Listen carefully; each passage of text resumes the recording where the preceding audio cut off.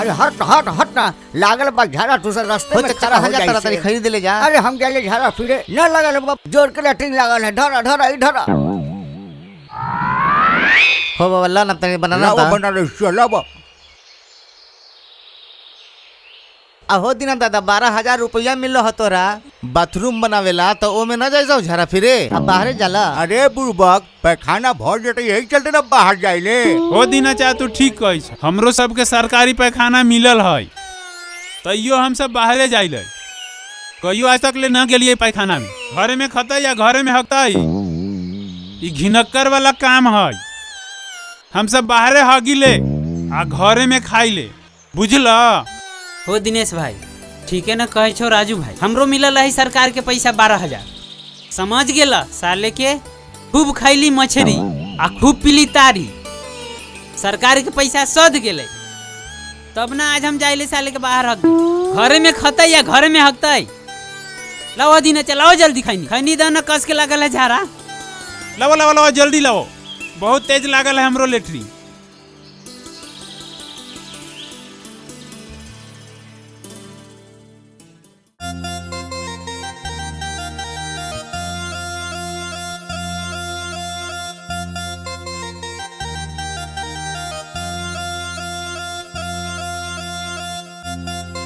काहे करे जा इतना सवेरे सवेरे बंठन के कहाँ जाता रू? खाली जमींदारे साहब के खिएबू का? पान कबो एक खिली हमरो खिला दो। कजरी के पान के दुकान ना समय से खुलेला आ समय से बंद होखेला।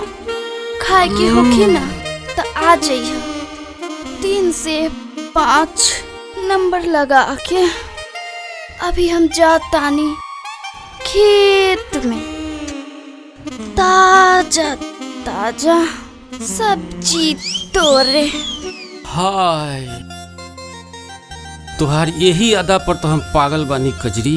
5 कट्ठा और बिकी तो बिकी, लेकिन हम पान खाएम जरूर।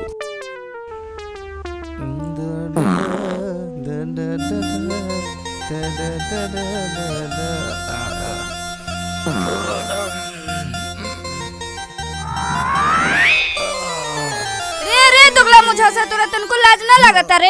देखा था भला कैसे अब हगला कान में ईयरफोन लगा के आ माजा ले ले के हगता। आवत आनी हो दोगले हगा तू।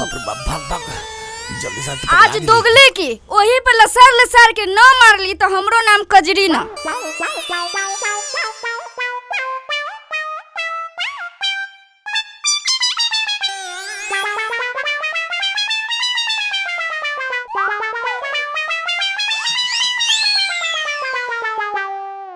का भइल कजरी, काहे इतना परेशान बारू तू? अरे का कही राहुल भैया, नाक में दम करके रख दिले बा भगला सब। देखी तो भला सब्जी के खेत में कहीं हगल जाला? पूरा खेत में हग के घिनौले बा दोगला सब। चली रौरा दिखावतानी कितना हगले बा भगला सब। ना ना हमरा का मत ले जा, अभी हम नहा के आयल बानी। ना ना एक बार रौरा चली ना, देखना ले कैसे हगले बा पूरा खेत में। रहदा ओके बाद में देखल जाई। राहुल भैया जबकि सरकार शौचालय बनावे खातिर सब गांव में 12-12 हजार रुपया देवेला, तब वो ये कुत्ता कुकुर सब शौचालय न बनवाई आ उहे रुपया उठा के रोज तारी दारू मीठ मछली खाई आ जेने तेने हगी बीमारी फैलाई, लेकिन शौचालय न बनवाई। आज तो पकड़ाइल न तो भगले के सब भगना ही छोड़ा दे। कहियो तो पकड़ेबे करी उ दोगलावा। तो ठीक बा राहुल भैया, रौरा जाई अपना काम में, हमू चलत तानी। बैगनवा वाला खेत रे बैगनवा वाला खेत रे बैगनवा वाला खेत, हम तामे जाइब खा के भर पेट। बैगनवा वाला खेत रे बैगनवा वाला खेत। आई हो दादा कैसन पियवा के चरित्रवा, आई हो दादा कैसन पियवा के चरित्रवा, आई हो दादा कैसन पियवा के चरित्रवा। अरे भैया दूध वाला, अरे आवा हो आवा। अरे आवा तानी बर्तन लेके।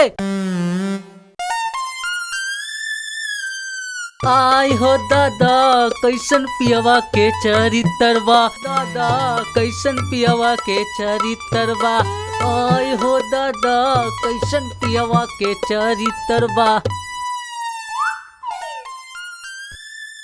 रखे में डिबिया बुता के।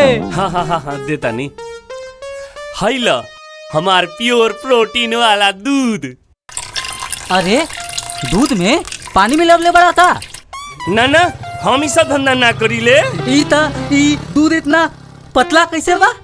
आ दूध पतला कैसे बा?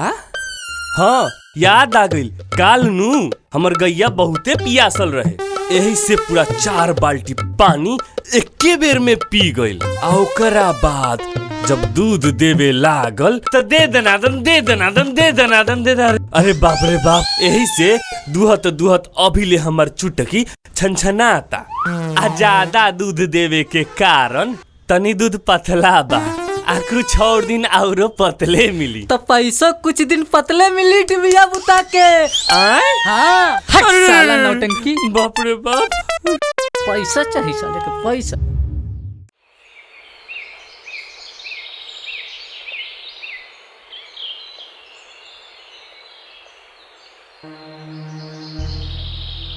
मालिक प्रणाम।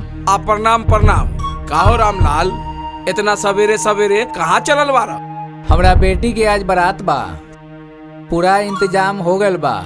खाली बारात के भोज भात करावे खातिर 10,000 रुपया चाहिए। बस इतना सब बात? अरे में चिंता के कौन बात बा? रुका अभी हम देते हैं। हाय ला ये पूरा 15,000 रुपया बा। आ सुना, आ हमरा तरफ से बराती लोगन के मछली भात के भोज करैया। कौनो शिकायत न होके के चाहिए। आ जरूरत पड़ी तब फिर हमरा लगे आ जाइहा। मालिक राउर बहुत बहुत धन्यवाद। ई पैसा हम बहुत जल्द लौटा दे। पैसा लौटावे के जरूरत नहीं खे। अरे ये तोहरे बेटी नहीं खी, ये तो हमार भी बेटी बिया। अब बेटी तो समाज के इज्जत ठोकेली। आए अरे हमनियों के तो कुछ फर्ज होला, बुझला? जा शादी के तैयारी करो, कोनो दिक्कत ना होके के चाहिए। प्रणाम। अरे रामलाल सुना सुना। जी जी। अरे एमरी हम फिर इलेक्शन लड़े के जाता नहीं, हमार जोरदार तैयारी बा। और एमरी चुनाव में तू लोग हमार साथ दिहा। एमरी हमरा के जिताबा, यह तोहनी से बिनती बा। जी ठीक बा। प्रणाम मालिक। ठीक बा प्रणाम।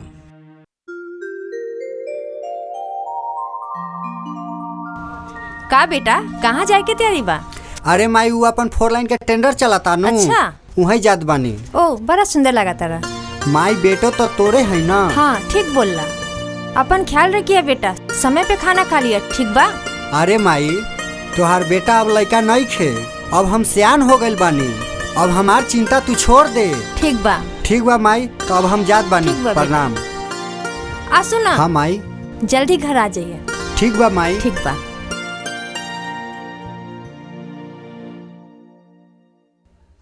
मनोहर बाबू एगो बात पूछी? ललन भाई पूछा पूछा। मनोहर बाबू आजकल हम रउआ देख रहल बानी कुछ ज्यादा ही पान वाली से भेंट मुलाकात, गुपचुप कुछ सेटिंग हो रहल बा का? अरे नना ललन भाई ऐसन बात नहीं खे ना, हम तो ऐसा ही कह दिली है कि आजकल राउर मुंह कुछ ज्यादा ही लाल रहेला। अरे ललन भाई सूरा और सुंदरी से केहू के बैर होला का?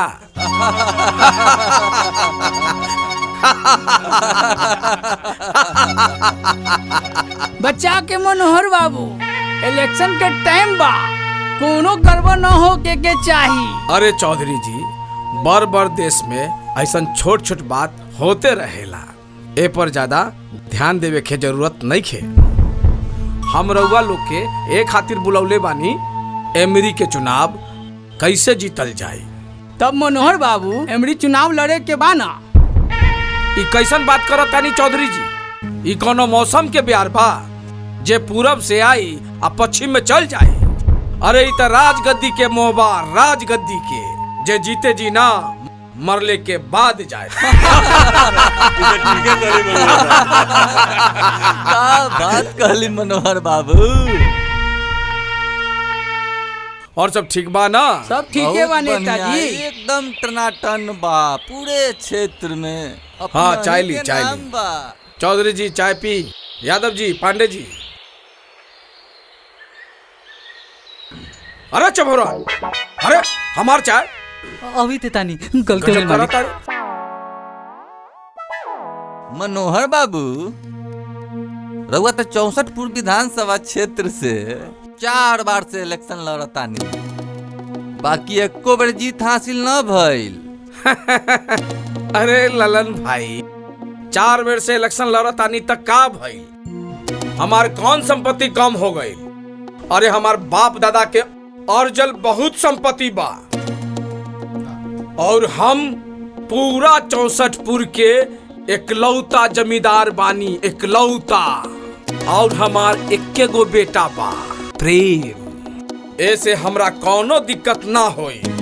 जब ले जियब तब ले चुनाव लड़ब। तू हमार ज्यादा चिंता मत कर ललन भाई, बुझला? अब मनोहर बाबू सुने में आइल है कि राव टिकट अभी कंफर्म ना भइल है। ये तो बहुत समस्या के बात बा, कैसे काम चली? हाँ अभी ले तो हमार टिकट कंफर्म ना भइल, बाकी पार्टी के आला कमान हमरा आश्वासन देले बारन हमार टिकट जरूर कंफर्म होई। ए खातिर रउआ लोग चिंता ना करी, हमार टिकट जरूर कंफर्म होई। टिकट जब कंफर्म हो जाई मनोहर बाबू तो जीत भी अपने के सुनिश्चित बा। कोई हरावे वाला अपने के ना बा। काफी वोट से अपने जीतल जाई। हमनी बानी ना, पूरा जान जीव लगा के अपने के जिताई। चिंता करे के कोई बात ना बा मनोहर बाबू। ठीक बा, हमनी जाता नहीं अब क्षेत्र में अपनी के जे है से प्रचार प्रचार में लग जाए। जब रउआ लोग के इतना साथ बा तो हमरा कोई ताकत ना हरा सकेला। हमार जीत जरूर पक्का बा। जी जी जी ठीक बा। देश दिल जा मनोहर बाबू।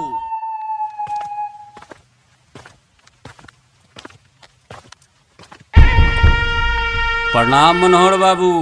प्रणाम प्रणाम। का हो बिरजू, बड़ा लेट हो गईला? शंकर ज्यादा फिर से खड़ा होखता, वो रास्ता में घेर लेलन। इलेक्शन बा, करो बात तो समझे के होई। अच्छा वो शंकर बा फिर इलेक्शन लड़ता? हाँ। एमरी तो ससुरा के पछाड़ के छोड़ब। खैर कोनो बात नहीं खे, पहले तू बैठा। अरे पपुआ। जी मालिक। अरे छतरी के कोनो जरूरत नहीं खे, जो खा पीगा। ये तो ठीक बा मनोहर बाबू। राउर इलेक्शन के समय में लाखों लाख रुपया खर्चा हो जाला, मुर्गा मछली मीठ में, फिर भी रउआ हार जाता नहीं। आखिर कारण कौन बा? घमंड से। का बोले रे चभोरन? हमरा कहे के मतलब रहे मालिक, ठंड से। ठंड से? ठंड से? अरे मालिक, वोट के समय में वोटर सबके दारू के चस्का न लगावे के चाहिए। वोटर वोट से एक दिन पहले दारू पी के ठंडा जाला, जैसे वोट गिरावे ना जाला, जेकरा कारण रउआ हार जाता नहीं डिबिया बुता के। बात तो एकदम ठीक है कहताई। अरे यही से तोहनी के हम बुलैले बानी, चुनाव पर विचार विमर्श करे खातिर। आपन आपन विचार रखी और बताएं कि अमकी के चुनाव कैसे जीतल जाए। देखी मनोहर बाबू, सबसे अच्छा उपाय बा कोनो 2 गुट में भयंकर मारपीट करा दी।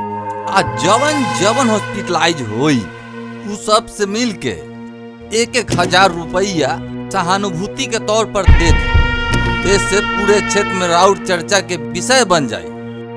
एक तरफा वोट पड़ी, जीते से केहू न रोक पाई खूंटा गाड़ के। ओहू से ना होई तो बूथ माइनस कर के छापल जाए छापा। देखी मनोहर बाबू, चुनाव के 8 दिन पहले पूरे क्षेत्र में मुर्गा चावल के भोज करे के होई। आज सबके बुर्बक बना के जनता के लुभावे के होई, तब होई जीत। का ललन भाई? कुछ ना होई ऐसे। तोहनी के दिमाग में राजनीति ना, भूसा भरल बा भूसा डिबिया बुता के। का कहे के मतलब बा तोहार? मतलब एकदम साफ बा मालिक। दिव्या बुता के रउअर एगो बेटा बारन प्रेम बाबू। आखिर कहीं न कहीं उनकर शादी करबे ना कर मालिक दिव्या बुता के। हाँ, बाकी चुनाव के शादी से का लेवे देवे के बा? हाँ हाँ, का लेवे देवे के बा चबोरन? लेवे देवे के बा मालिक दिव्या बुता के। बाकी कैसे?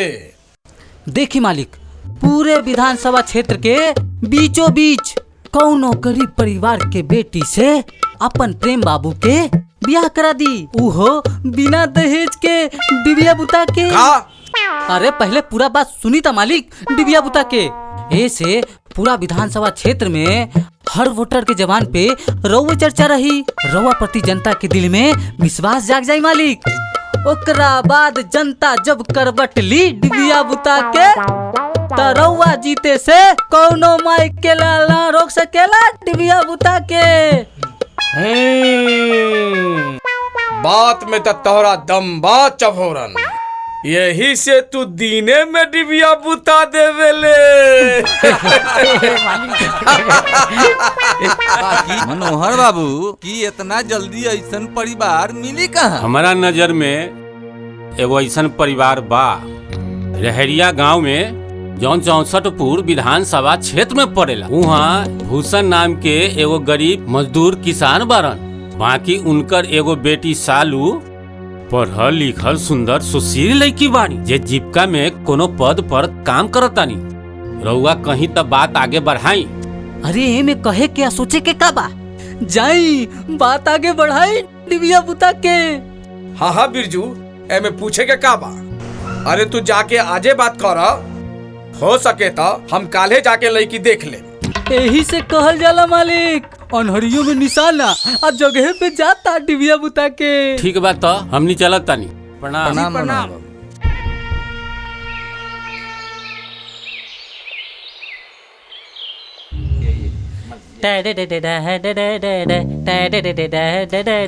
चबोरन जी मालिक, आज से हमरा घर के काम तोरा खातिर बंद। बाकी का है मालिक, हमरा से कोई गलती बुला गल का? अरे मालिक हमरा से कोनो गलती बुला गल था, हमरा माफ कर दी, हमरा काम से ना निकाली मालिक। छोड़ हमर पाँव, न तो हम गिर जाम ससुरा। ना मालिक, पहले रवा बोली, हमरा काम से ना निकाला। अरे हम तोहरा काम से कहाँ निकाला मालिक? हमरा काम से ना निकाली मालिक, हमरा छोट छोट बच्चा बा, सब भूखे मर जाई दिव्या बुता के। अरे पहले तू हमर बात तो सुन बुर्बक।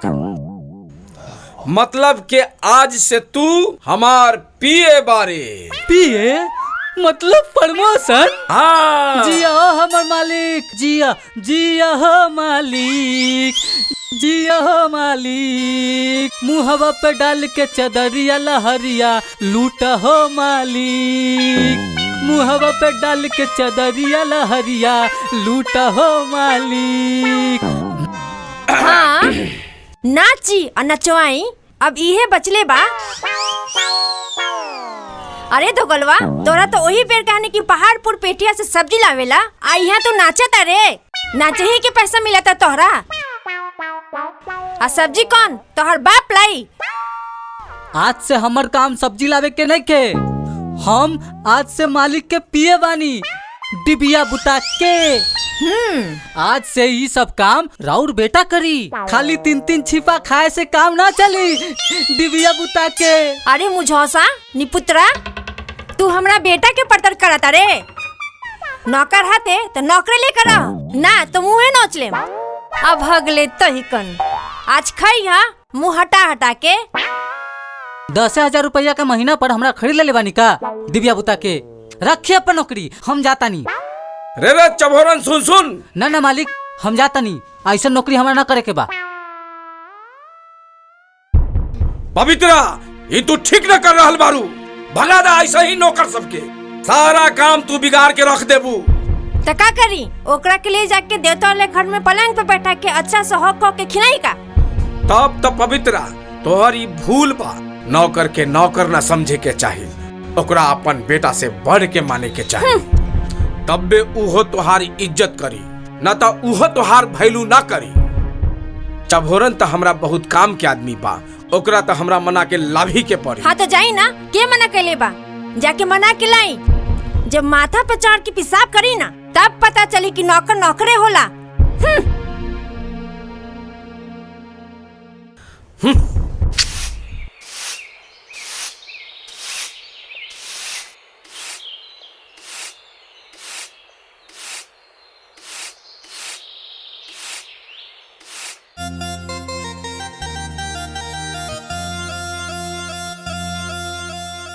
कजरी गे कजरी गे अभगली का जन्म धुछियाई अभगली तू काहे हमरा मरे से बतियावेली तू ही हमरा मर के फंसा के रख ले बारे गे कुपतरी निपुतरी मुझोसी तैकान ये अभगली हम ही तोरा भतार के फंसौले बानी जे हमरा के घिन घिन के गरियावत रे। हां हां तू ही हमरा भतार के फंसौले बारे अभगली कुपतरी निपुतरी आचरा जीवानी तैकान। अरे बाप रे बाप हमर मरद 10,000 रुपया के महीना कमाले कहियो हमरा लड़का सके नीमन चीज खाए खातिर बाया बाया कर सता ई हरामजादी हमरा मोरल से रुपया ठक ठक के नया नया पायल घंगरा चोली लिपस्टिक सब पहन के अभगला हीरोइन बन के घुमाता रू अभगला तैकन के गोतिया चिवौनी से निचरी हम अपना भतार के कमाई पे हीरोइन बन के घुमतारी में तोहर बाप के करेजा काहे जरता जो न पूछ अपना भतार से रुपया कमा के का करेला क्या कुत्ती कुतियाही का पूछी गए अपना भतार से तू तो हमरा भतार के नमक बढ़ा के खिया देले बारे यही से हमर भतार हमरा बस में नहीं के। अच्छा रौड़ा से बताई त दुनिया में केहू कोनो के मरद से 2-4 गो हंस के बात का कर लेला केकरा मतलब कि उ फसले बा ना ना सरासर गलत बा।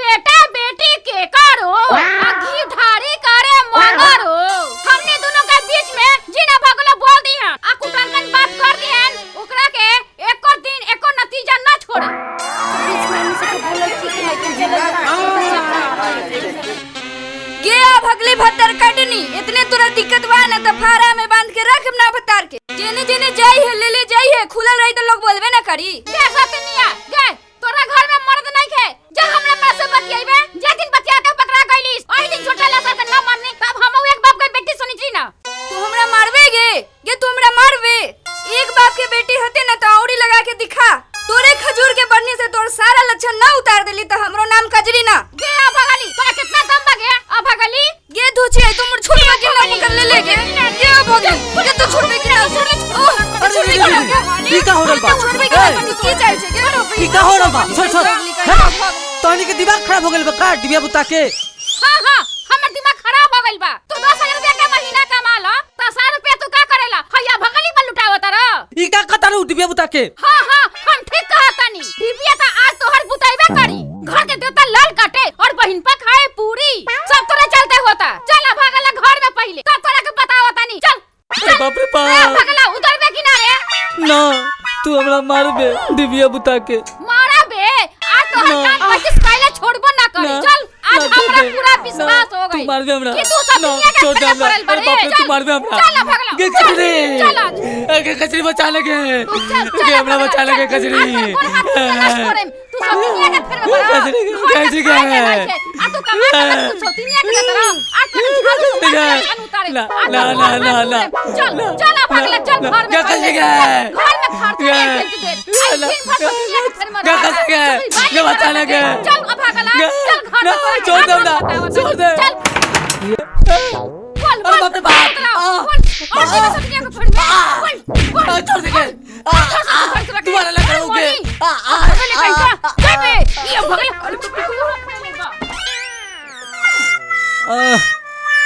मार के फाड़ दे लग रे बाप बाप रे बाप डिबिया बुता अरे बाप रे बाप आज के बाद हमरा घर में